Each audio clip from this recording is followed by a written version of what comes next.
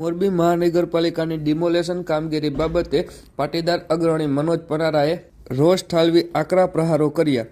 બાબતે પ્રાપ્ત માહિતી મુજબ આજરોજ બુધવારે મોરબી મહાનગરપાલિકા દ્વારા કરવામાં આવેલી ડિમોલેશન કામગીરી બાબતે પાટીદાર સમાજના અગ્રણી મનોજભાઈ પરારા દ્વારા ભેદભાવપૂર્વક ડિમોલેશન કામગીરીને વખોડી કાઢી બુધવારે સાંજે 6 વાગ્યે મહાનગરપાલિકાની કામગીરી પર આકરા પ્રહારો કર્યા હતા.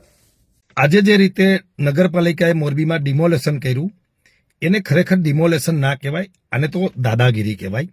આ તો તંત્રની ખુલ્લેઆમ દાદાગીરી છે.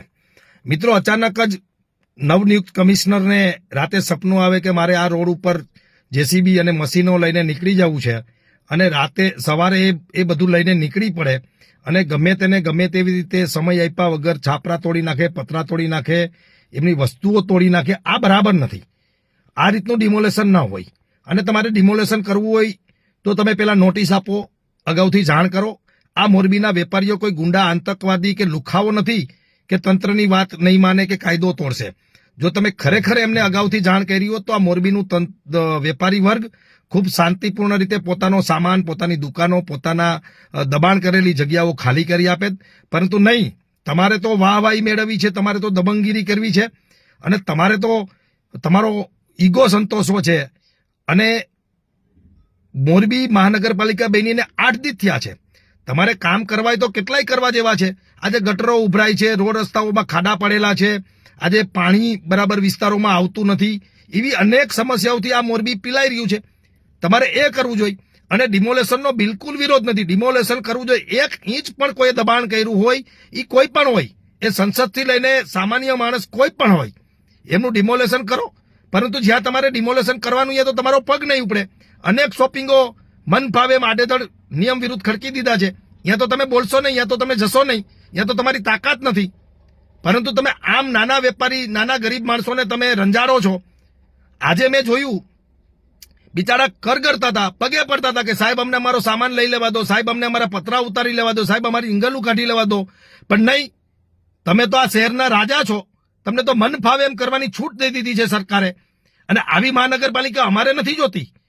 જો આ રીતે તમારે ચલાવવાની હોય તો અહીંયા કાયદો, કાનૂન અને નિયમોનું કંઈક પાલન હોય કે નહીં. તમે વેપારીને કીધું હોત તો આ બધા જ વેપારીઓ પોતાનો સર સામાન જે છે યોગ્ય જગ્યાએ મૂકી દેત અને તમે તમારું દબાણ દૂર કરી દેત. પરંતુ તમારે તો સિનકા નાખવા હોય, દબંગગીરી કરવી હોય, તમારે તો બતાવવું હોય તમારી સરકારને, આકાઓને કે હું કાંઈક છું. આના માટે તમે આ કર્યું છે, આ બરાબર નથી કર્યું. મોરબીની શાંતપ્રિય પ્રજા અને શાંતિપ્રિય વેપારીઓ છે, તમે એને સમય આપવો જોઈએ. બિચારા હાથ જોડતા હતા કે સાહેબ 2 કલાક ખમી જાવ, અમે અમારા પતરા લઈ લઈ, અમે અમારી દુકાનો આખી પાછી કરી લઈ. પણ નહીં, તમે તો જેસીબી ફેરવી દીધું. લાખો રૂપિયાની નુકસાની તમે કરી. શું મળ્યું તમને? એ લાખો રૂપિયાની તમે વસ્તુઓ તોડી નાખી. તમને મળ્યું શું? મારો સવાલ છે સાહેબ. અને આ રીતે તમે કામગીરી કરવાના છો. કાયદો હાથમાં લઈને કાયદો બધાને હરખો લાગુ પડે છે સાહેબ. એ લોકોએ દબાણ કર્યું છે, એને દૂર કરવું એ તમારી ફરજ છે ને અમારું સમર્થન છે. વારે વારે કહું છું કે મોરબીનું દબાણ બિલકુલ ના રહેવું જોઈએ. સાફ સુથરી મોરબી થઈ જવું જોઈએ. પરંતુ એની પાછળ ભાઈ કંઈક કાયદો છે, નિયમો છે. મને તો એવું લાગે છે કે કલેક્ટરે આમાં હસ્તક્ષેપ કરવો જોઈએ. અને આવી દાદાગીરી જો અધિકારી કરશે તો મોરબીની પ્રજાને અમે આગેવાન તરીકે નહીં સ્વીકારીએ. આ દાદાગીરીને એની સામે પણ અમારે જો લડાઈ ઉપાડવી પડશે. અને બિચારા હાથ જોડીને કહે છે કે સાહેબ બોર્ડ ઉતારવા દો, પતરા ઉતારવા દો, સામાન લેવા દો. પણ નહીં, આ તો દાદાગીરી ખુલ્લે આમ તંત્ર કરવા નીકળી ગયું છે. ને આવી દાદાગીરી મોરબીમાં અમે નહીં ચલાવીએ. ને આવી નગરપાલિકામાંથી મહાનગરપાલિકા તમે બનાવતા હોય તો આવી મોરબીની જનતાને કે વેપારીઓની કે નાના ગરીબ માણસોની અપેક્ષા નહોતી. એમનો પણ રોજી રોટી છે, એમનો પણ રોટલો છે. તમે અલગથી જગ્યા ફાળવી દો અને પછી તમતારે એને હટાવી દો. અમે ક્યાં ના પાડીએ છીએ? અને અમે તો ઈચ્છીએ છીએ કે આ મોરબી ચોખ્ખી ચાંદી જેવું હોવું જોઈએ. પરંતુ તમે આજે જે કર્યું છે એ યોગ્ય નથી.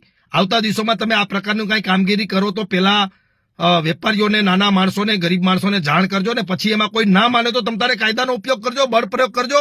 અમે તમને સાથ આપશું.